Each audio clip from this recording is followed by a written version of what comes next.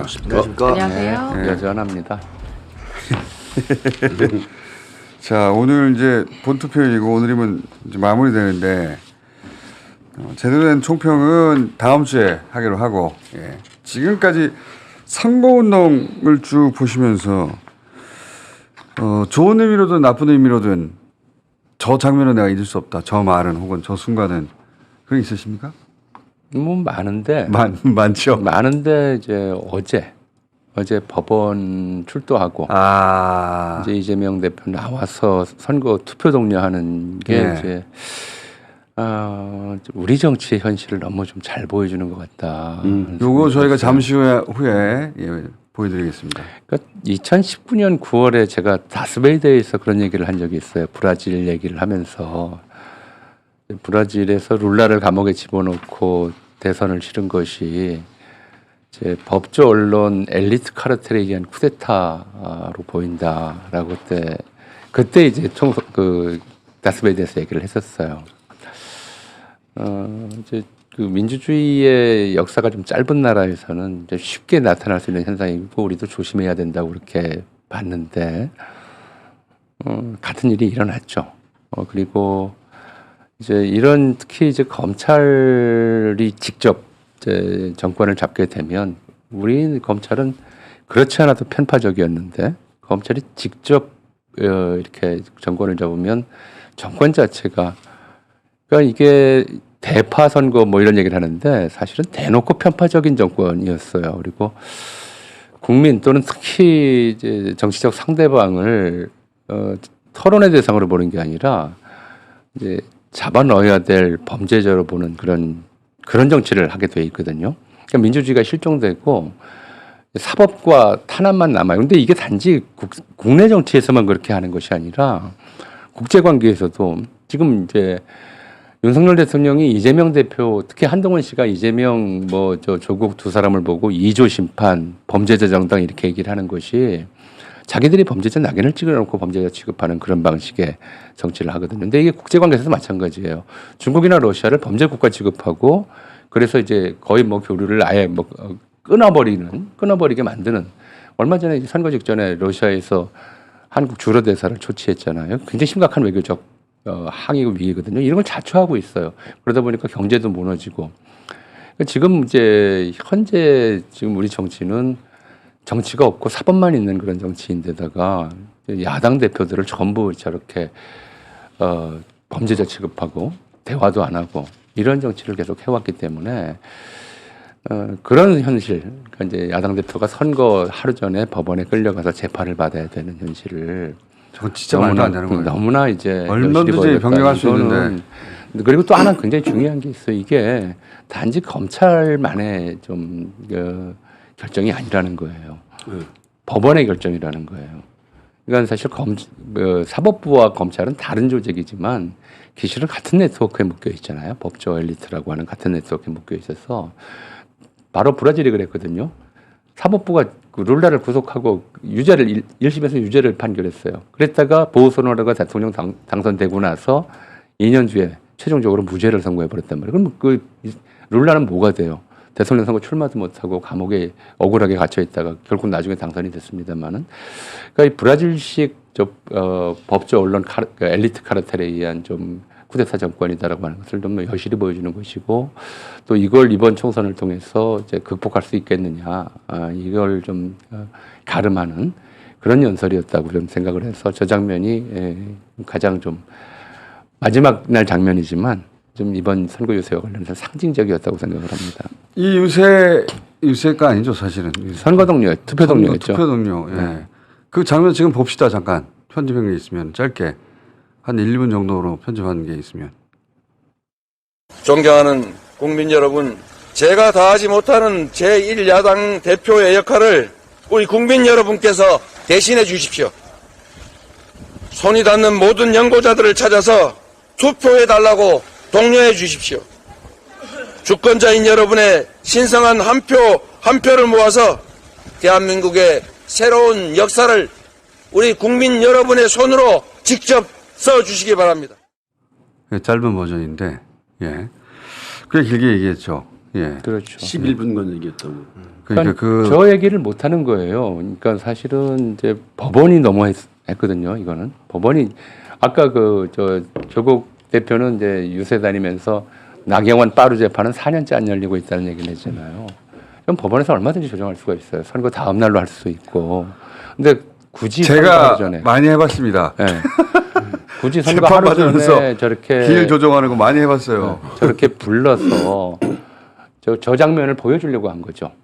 법정에 출두해서 그러니까요. 저렇게 야당의 해명하는 대표는 장면을. 선거 직전까지도 법정에 드나드는 범죄자다. 범죄 이거. 혐의자다라고 하는 거를 예. 굳이 일부러 법원이 보여주려고 하는 거. 저건 굉장히 편파적인 법원의 좀 결정이거든요. 근데 이게 이제 우리나라가 왜 망가지고 있는가, 왜 이렇게 무너지고 있는가를 여실히 보여주는 장면이라고 생각해요. 제가 좀 헷갈리는데 어제 그 김혜경 여사도 출두하지 않았나요? 네, 그저께입니다. 그저께요. 부인은 8일, 남편은 9일. 원투펀치로. 일부러 그렇게 잡았다고 저는 예. 생각해요. 그러지 않고서 어떻게 그렇게 그렇죠. 선거 직전에 부부를 저건 법원의 선거 운동이에요. 네. 선거 개입이죠. 네, 선거 개입. 일단 이제 검찰 쪽에서 그렇게 우겼다고 해요, 강력하게. 그렇죠. 예. 그리고 이제 우겼다고 하는데 아무래도 친하니까. 우겼다고 하고 우긴다 하더라도 판사가 그 권한이 있는 사안이 확실한데 야당 대표 그냥 일개 그 지역구의 후보라고 해도 그럴 수는 없죠. 네. 후보이자 야당 대표인데 어떻게 제가 많이 옮겨봤다니까요. 얼마든지 옮길 수 있어요. 다 줘요? 얼마든지 봐줍니다. 물론 그러니까- 무제한으로 봐주지는 않는데 출장이 있습니다. 뭐가 그렇지. 있습니다. 생활인들이잖아요, 다. 판사 자기도 휴가 갈 때 자기도 빼거든요. 그러니까 판사의 개인 사정이면 연기가 되고 저렇게 국가적 중대 사안에 이제 피고인이 걸려 있으면 그러게요. 연기가 결정 변경이 안 되고 이게 좀 이상하죠. 말도 안 되죠. 개인 사안으로 다 빠진다니까요. 그게 마음대로 옮길 수는 없어도 판사가 일자 놓고 이날 괜찮냐, 저날 괜찮냐 물어보기도 하고 맞아요. 뭐 하는데 얼마든지 중치던 시점에 공식 선거 기간만 3일을 네. 데려왔어. 3일을. 야, 11일 동안 진짜 나쁜. 그러고도 지면 이제 죽어야죠 뭐. 그러고도 지면 죽어야죠 뭐. 이렇게까지 했는데. 정치적인 정치적으로. 네네네. 아니 그럴 때는 직위해지라고 해야 돼요. 경상도 사투리로 해야 저렇게까지 된다니까. 했어. 네, 저렇게까지. 너무 티가 나서 못할 짓인데. 야, 저렇게까지 하네요. 자, 김태우 소장님. 네, 뭐 어떻게 동영상을 먼저 볼 수 있을까요? 예, 동영상 먼저 보죠. 고르시.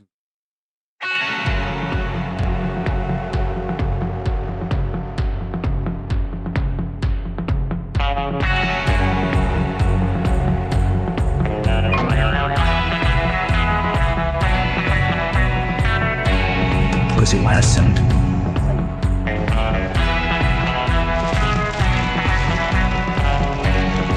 대파각이 875원이면 한 1년도 아닌 거예요. 야,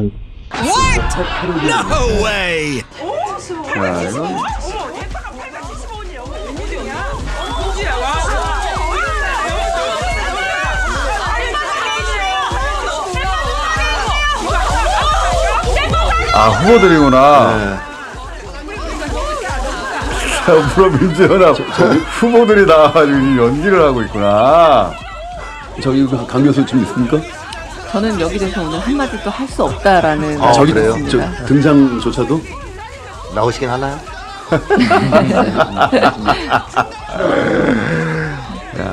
더불어민주연합 저렇게 절벽하게 연기해야죠. 지금. 잠깐! 아니, 당신들 뭔데 장사방이 당신이랑 힘들어 죽겠는데 서민들이 살기 얼마나 힘든데 나름. 네, 뭐 이번에 대파가 아주 중요한 총선의 상징물로 부각이 됐는데요. 사실 이 대파 논란을 이렇게 사그러드는 시점에서 뭐 이수영 교수가 불씨를 되살리는 신공을 되살려냈죠. 발휘했고요. 네. 또 그게 조금 주춤하려고 그랬더니 선관위가 또 그러니까요. 대파를 금지하면서 다시 부각시켰는데 이게 그 심리학 연구에는 그런 게 있습니다. 억제 반동 효과라는 게 있습니다. 그러니까 뭐 예를 들면 코끼리 생각하지만 실험을 하는 건데 두 집단을 모아놓고 한 집단한테는 너희들은 멧돼지 생각하지 마.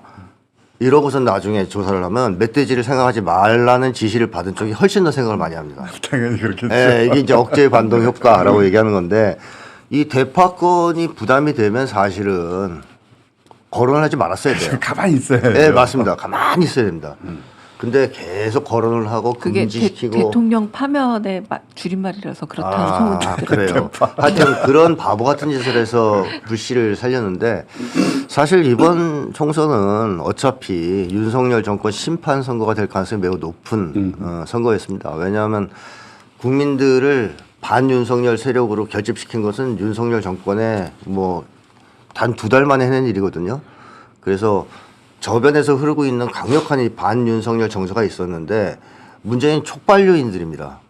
뭐 예를 들면 4.19 혁명도 민중들은 그 당시에 이승만 정권에 대한 분노가 또 불만이 하늘을 찌르고 있었지만 촉발 요인이 없으면 터지지 못해요. 근데 그 촉발 요인을 제공해 주는 것이 정권일 수도 있고 또는 뭐 이제 민주개혁 진영일 수도 있습니다. 근데 그 당시에는 김주열 열사가 발견되면서 시신이 그러면서 촉발됐거든요. 그리고 또 87년 6월 항쟁 때는 박종철 고문치사 사건 거기서 이제 탁 치니까 하고 죽었다. 뭐 이런 발표가 이제 촉발 요인이 됐는데 이번 총선의 중요한 촉발 요인은 이제 도주대사 아니겠습니까? 도주대사가 촉발 요인이 됐고, 네, 맞아요. 예, 그 다음에 또 그러네. 이 대파 뭐 이런 것들이 불을 지르면서 정권 심판 선거로 이제 확실하게 자리가 굳혀졌다고 봅니다. 그래서 이번 총선 결과가 어떻게 나오든 간에 이번 총선은 상당히 중요한 어떤 분기점이 될 것 같고 뭐 앞으로의 전국에 큰 영향을 미칠 거라고 예상합니다. 아니, 대파로 무너지면 너무 희극적인 거 아닌가요? 그렇죠. 근데 이 정권 자체가 희극적인 네. 정권이라서 근데 그 뭐 민생과 직결되는 문제이기도 네. 하니까. 네. 그렇죠. 우롱당한 기분이 있었잖아요. 그렇죠. 정말 현실에서는 대파가 막 5천 원, 6천 원, 7천 원까지 가고 있는 중인데 대통령이 딱 나와가지고 이상한 소리 하고 있으니까 저건 뭐지? 진짜 완전히 뭐 정말 그 국민과 유리된 그런 통치자. 그리고 그에 대한 상당한 분노가 저변에 최근 일주일 사이에 과일 가격이 많이 떨어졌습니다. 또 떨어졌어요. 최근 일주일 정말로? 사이에 집중 관리를 대파 관리를- 가격은 네. 875원에 묶였어요. 대파 말고요. 예, 대파도 과일도. 뭐, 네, 대파도 지금 875원에 물가 갑자기 때문에. 과일이 좀 가격이 근데 떨어졌네. 굉장히 또 질이 별로 좋지 않은 것들을 낮은 가격에 묶어놓기도 해서 엊그제 대파 사러 갔더니 3천 원 넘던데. 아니 하나로 마트는 875원으로 묶고 아, 하나로 마트만. 이제 총선 끝나면 또 확 오를 겁니다. 지금 총선 끝나면 많은 게 오를 거예요. 많은 게 엄청 오를 겁니다. 많은 게 터져 나올 겁니다 아마. 자, 큰일 났어요. 당장 내일부터 자 무섭습니다. 우리 이 자리는 강유정 교수님으로 나온 네. 걸로 하고 강유정 교수님이 고른 장면은 뭡니까?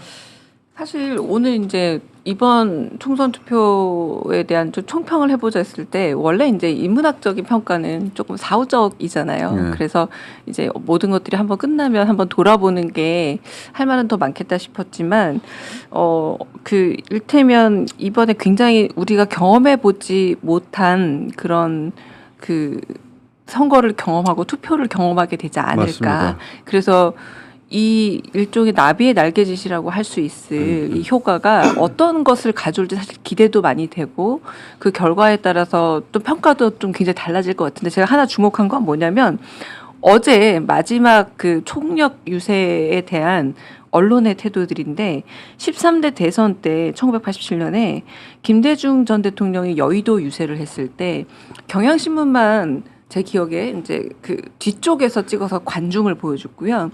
대개의 보수 언론들, 레거시 미디어들이 밑에서 안각으로 찍어서 연설하는 모습을 굉장히 위대하게 보이는 것처럼 했지만 관중을 속이는 사진을 통한 일종의 이미지 세탁을 했던 그때는 경우가 그런 거 많이 있었거든요.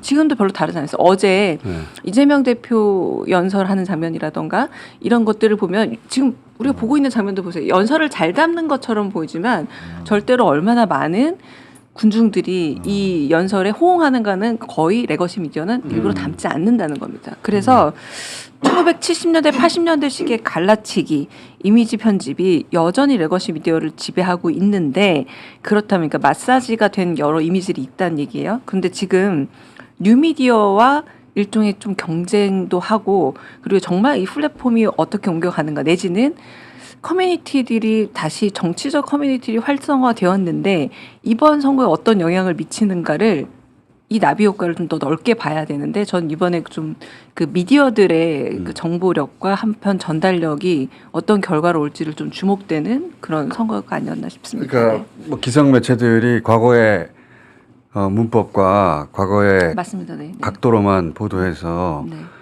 원하는 바들이 있었는데 그 뜻대로 잘 안 될 것 같다. 그리고 뜻대로 잘 된 이제 그건 이제 결과를 보고 얘기해야 되니까. 그리고 어제 4월 9일이 우리 또 제가 굉장히 또 애착하는 한동훈 비대위원장님의 생일인데 아, 그래요? 네, 고객 축하를 못 드렸네.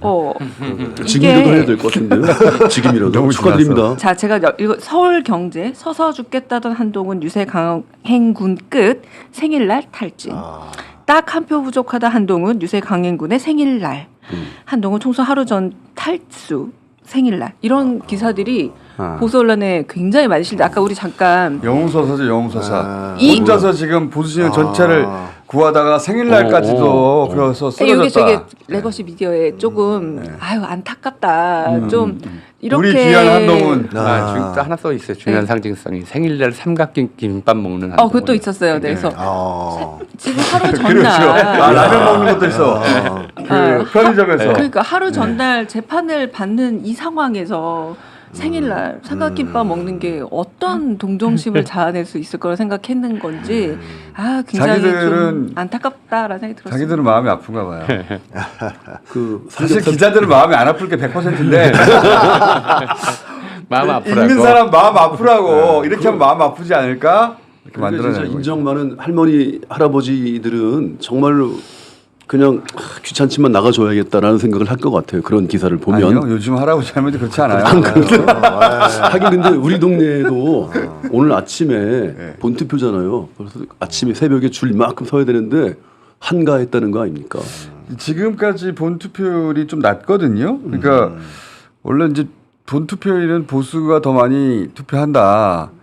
통념이 그렇죠. 통념이 그렇고 실제 통계로도 대체로 그러는데 지역구마다 다르긴 하지만 어떤 데는 한 5대3 사전 투표는 진보가 많이 하고 거꾸로 3대5 본 투표에 보수가 많이 한다. 대체로 그렇게 얘기해 왔는데 일단 투표율이 낮아요. 그래요. 예. 이게 누구한테 유리하게 작용할지 불리하게 작용할지는 모르겠는데 현재는 좀 낮습니다. 1% 정도 낮네요. 뭐 조금 긍정적으로 해석하자면 좀 젊은 세대들은 아침 일찍 투표를 잘 안 하죠. 젊다고 다 뭐 민주 진영이라고 생각할 자, 수가 피부 없는. 밑타들 그만 돌리시고. 그냥 객관적 수치는 1% 8시 기준으로 1%가 낮다. 그럼 점점 더 낮아질 것 같은데 전체적으로는 70%를 못 넘길 수도 있겠습니다. 아 설마요. 아 설마. 나라가 지금 이렇게 위독한데. 누가 투표장에 안 나오는지 지금 모르는 거죠 지금. 그렇죠. 예. 근데 누군가 지금- 덜 나오고 있어요. 지금 나라가 이 지경으로 지금 위독한데 설마 그걸 관망하고 침묵할까요? 믿습니다. 자, 류은 시인님이 고르신 장면은 먼저 좀 보여주시죠. 네, 영상 보여주세요. 자, 류은 시인님이 고르신 장면.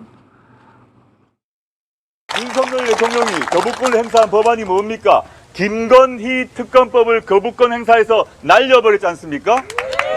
200석이 있으면 대통령이 거부권을 행사하더라도 다시 재발의해서 통과시킬 수 있고, 그럼 특별검사가 임명될 수 있고, 그 특별검사가 김건희 씨 및 김건희 씨의 생모, 최은순 씨의 주가 조작 등등의 범죄에 대해서 수사를 할 수 있습니다. 수사를 하고 기소를 하게 되면 200석이 우리가 확보되면 김건희 씨가 법정에 출두하는 모습을 모두 보게 될 것입니다. 어떠십니까? 강한 멘트네요. 아니 근데 사실 우리가 이 선거판에서 처음 보는 문법이에요. 조국 대표의 문법이 야성과 지성이 겸비된 아주 특이한 문법을 구사하고 있습니다. 근데 사실 그 지난번에도 교수님하고 얘기했는데 저분이 그 강의실에서 소통의 언어를 주로 구사하던 분이잖아요. 똑같이 합니다. 어떤 저런 유세, 저런 연설조차도 똑같이 소통의 언어예요. 그리고 잘 가르쳐 줘요. 왜 200석이 필요한지를 잘 가르쳐 줍니다. 딱 들으면 설득력이 있어요. 근데 마지막에 또 야수성이 튀어나옵니다. 있습니다. 네. 그러니까 그러니까 지성과 지성과 이런 거 예. 강의하다가 교수가 고함을 질러요. 아니요, 그거는 이제 교수 때는 안 그랬을 거고 교수들은 안 그랬죠, 당연히. 당연하지. 정치인으로 변신하면서 추가 장착한 무기. 그러니까 예. 그 추가 장착한 무기 때문에 비로소 정치인이 된 거죠. 그렇죠. 맞습니다. 근데 만약에 상당히 효과적이잖아요. 근데. 엄청 효과적이죠. 네. 교수일 때처럼 교수 어휘로 끝난다고 생각해 보세요. 그러면 진짜 심심하죠. 아니 근데 많은 분들에게 상당한 더 상쾌감을 주는 건 맞는 것 같아요. 그 저게 상당히 효과적이었다. 그리고 끝에 그 사투리 버전 있잖아요. 그 요즘 뭐 동남풍이라고 한다는데 그분들의 가슴을 상당히 뭉클하게 했다고 하네요. 그분들 그 잠자고 있던 마음을. 부산이 격전지가 된 데는 조국 대표의 역할이 컸다고 봅니다. 그런데 그 사투리를 전라도 사람들이 싫어하느냐? 아니라는 거 아닙니까? 고마치아라마를 전라도 사투리는 어떻게 합니까?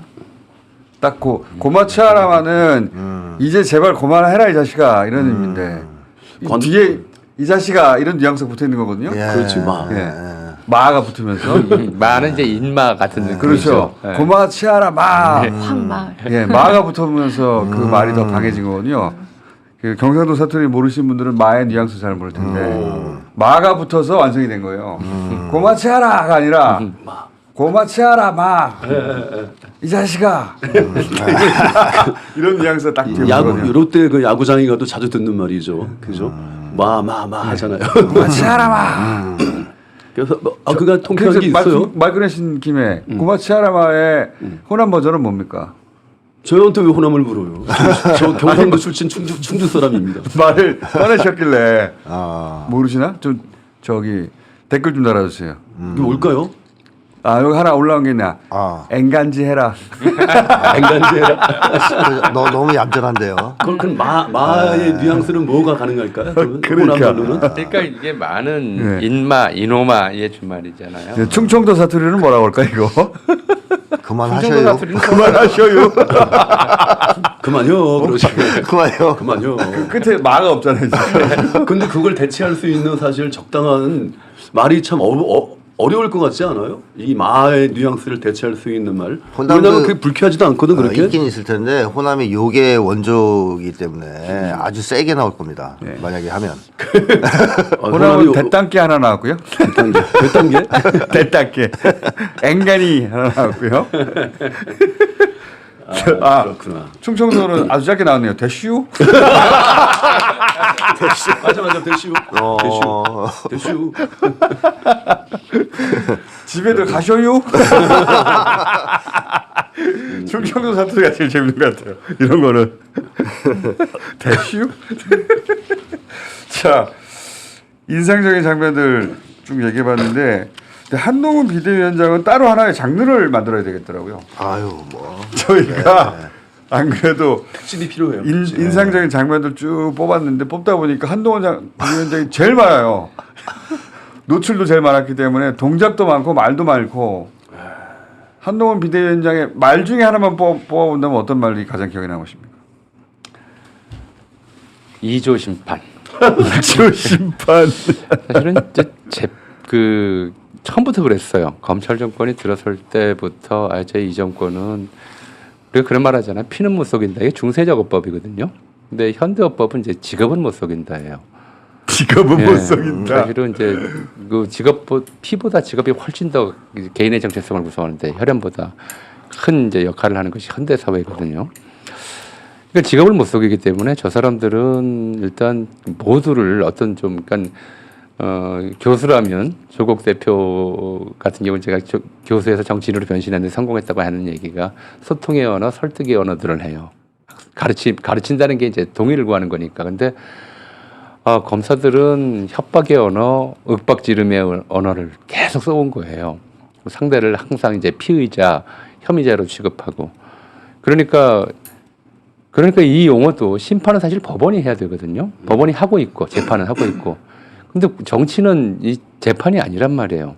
정치는 피의자와 대화하는 게 아니라고요. 근데 계속 피의자 취급해요. 상대방을 항상 범죄자 취급하고 그래서 이번에도 범죄자 정당이라는 말을 쓰고 심판이라는 말을 써요. 이게 이제 정치를 실종시키는 거죠. 정치는 완전히 실종시켜버리고 자기는 여전히 검사로서 근데 이게 단지 야당 대표만이 아니라 국민 전체를 혐의자 피의자 취급을 해요. 그래서 자기 뜻에 조금만 거슬려도 반국가 세력, 공산 전체주의 세력이라고 해가지고 완전히 배제하는 거죠. 배제할 뿐만 아니라 이제 이 사회에서 격리시켜야 되는 존재를 이렇게 그렇게 취급을 하니까 이제 국민이 듣기에는 굉장히 이조뿐만 아니라 나까지 심판하는 것 같은 생각이 드는 거예요. 근데 저는 말이 왜 기억 안 나나 했더니 저는 가장 최근에 기억에 남는 게 혹시 공중부양샷 보셨어요? 봤죠. 양쪽의 어깨동무에서 사람한테 때려. 아니 어깨동무에서 난 도대체 이해할 수가 왜 어렸을 그러는데 왜? 때 우리 엄마 아빠한테 엄마 비행기 태워줘 하면은 엄마 아빠 이렇게 손잡아서 태워주는 거잖아요. 가만 보니까 말은 뭐 그렇게 기억에 남는 건 없지만 그 닭을 사서 이렇게 한다라던가 생닭. 처음 보던 정말 초식에 없던 희한한 점핑 한다든가. 퍼포먼스, 그 누워서 사진 찍는 거라던가. 그렇죠. 그래서 정말 독특한 몸의 언어와 퍼포먼스를 그게 어릴 때 못 정치계에 놀면 들어오고. 그래요. 어릴 때못 넣으면 그래요. 어릴 때 이렇게 어깨동무하고 놀고 막 해야 되는데 어릴 때 못하면 한동훈의 나이 정치 먹어서 실험실을 보는 듯한. 그래서 네. 저는 행동들이 계속 떠오르네요. 네. 그리고 저 왜 복수란 말 하잖아요. 복수란 말. 근데 조국 대표는 한 번도 복수란 말을 한 적이 없고 응징이라는 말을 했거든요. 네. 근데 꼭 하면서 뭐 고자질하는 그 초딩처럼 말을 하잖아요. 네. 쟤들이 뭐 몇 석 이상을 하면 복수한답니다. 뭐 이렇게 말을. 아니, 국민한테 복수한다고 한 적이 없어요. 국민을 응징한다고 한 적도 없다고. 지들을 응징하는 건 한다는데 왜 국민들한테 그리고 그걸 터넘겨? 본인이 억울하다잖아요. 그 양반은 뭐가 이렇게 억울할까요? 본인 잘못이 아니라잖아요. 자, 저녁 때 다시 뵙겠습니다. 안녕히 들어가시고요.